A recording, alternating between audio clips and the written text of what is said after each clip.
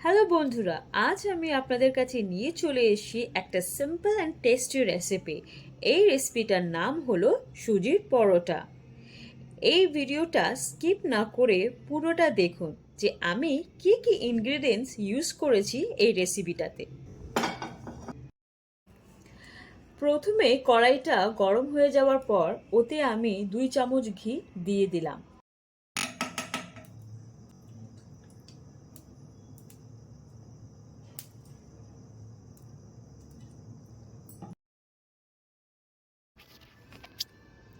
এবার আমি ঘিটা ভালো করে কড়াইতে লাগিয়ে নিচ্ছি।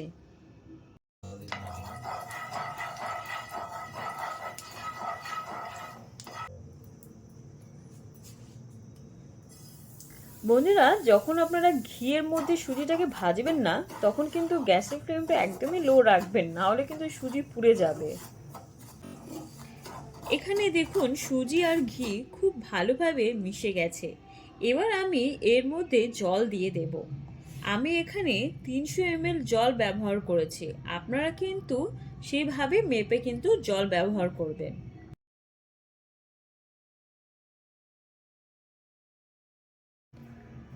দেখুন সুজিটার জলটা টেনে নিচ্ছে আর একটা ডো তৈরি হয়ে যাচ্ছে। এই ডোটা না বানানোর জন্য আমি জল দিয়েছিলাম। এবার আমি সুজির ডোটাকে একটা বাউলে ঢেলে নিচ্ছি ঠান্ডা করার জন্য। এবার আমি ডোটাকে 10 থেকে 15 মিনিট ঠান্ডা করার জন্য রেখে দিচ্ছি।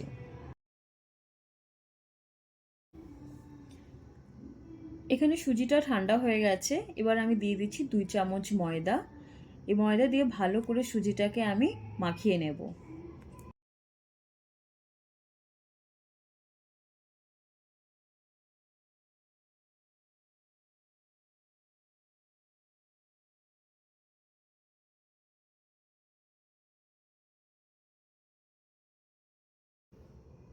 এবার দিয়ে দিচ্ছি স্বাদ মতো লবণ।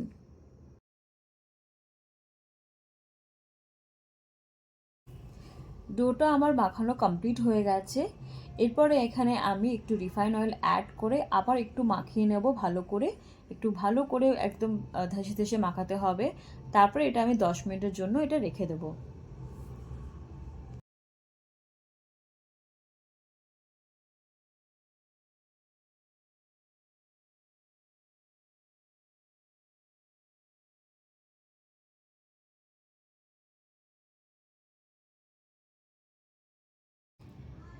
এইবার আমি এই ডোটা থেকে লেচিটা কেটে নিয়ে রুটিটা বানিয়ে নেব। বন্ধুরা, মনে রাখবেন লেচিটা একটু বড় বড় করে কাটতে হবে, কারণ রুটিটা একটু মোটা মোটা হবে। রুটিটা বানানোর সময় আমি কিন্তু এখানে ময়দা ইউজ করেছি। আপনারা কিন্তু ময়দা ইউজ করবেন।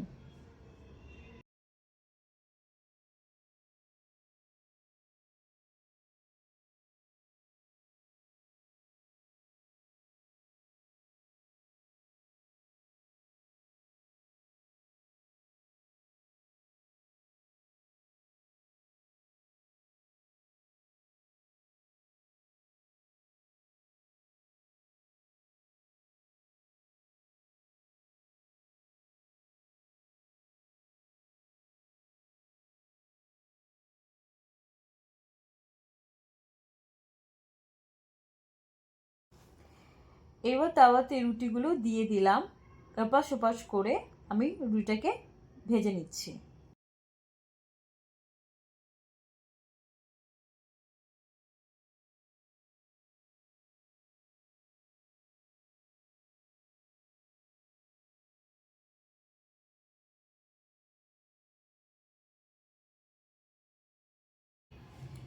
এর মধ্যে আমি এখানে অ্যাড করছি রিফাইন অয়েল। এরপরে আমি ফ্রাই করে নেব। আমি যেহেতু প্রথমেই ঘি দিয়ে সুজি ফ্রাই করেছিলাম, তাই এখন আর ঘি ইউজ করলাম না। এখন আমি এটাকে ভালো করে ফ্রাই করে নেব।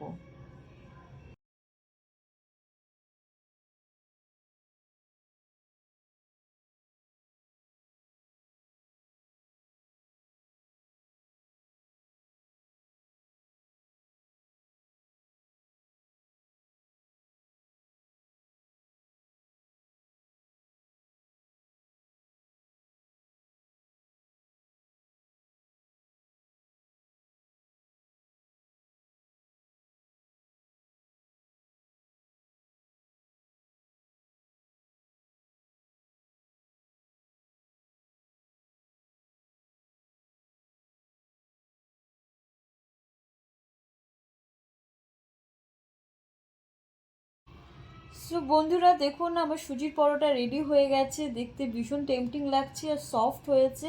সো গাইস, যদি ভালো লেগে থাকে আমার ভিডিওটা লাইক শেয়ার অ্যান্ড সাবস্ক্রাইব করবেন, আর দেখা হবে আর একটা নতুন ব্লগে।